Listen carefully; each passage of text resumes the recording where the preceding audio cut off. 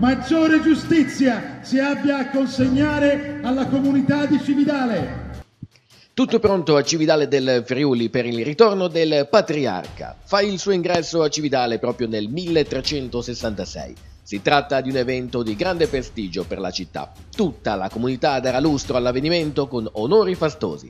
La tradizione suggerisce che Mercado, capo spirituale e temporale del patriarcato aquileiese, prenda possesso di Cividale, del suo territorio, e introduca la messa dello spadone, una cerimonia mutuata dal mondo germanico che unisce forme liturgiche dell'antica chiesa aquileiese cividalese con una ritualità politica civile di derivazione imperiale.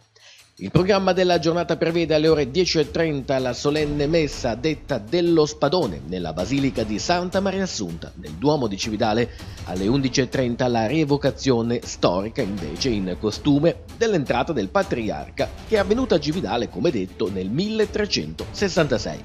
Il corteo storico poi a seguire, comunità di Cividale che si prepara quindi ad accogliere il Patriarca, sfilando in un corteo dalla storica Porta di Ponte, proseguendo quindi lungo il Ponte del Diavolo, Corso Paolino d'Aquileia, Piazza Duomo, Corso Mazzini, Via Ristori, Piazza Diaz e Piazza Dante.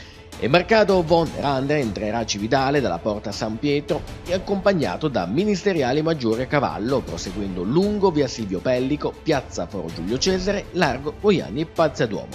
Il cerimoniale alla fine è il corteo patriarcale che giunge in Piazza Duomo e avrà inizio l'atteso cerimoniale. Dalle 14 poi in Piazza Duomo animazioni medievali in onore delle investiture, dimostrazioni di tiro con l'arco medievale e tiri di prova per bambini a cura del gruppo storico friuliense, ma anche musica medievale con i Cenci Tip, le armi bianche dei secoli d'oro, una dimostrazione di scherma antica. Non mancheranno però anche rullate con i tamburi medievali di Cividale del Friuli e un corteo di chiusura e battagliola con gruppi storici della cittadina ducale.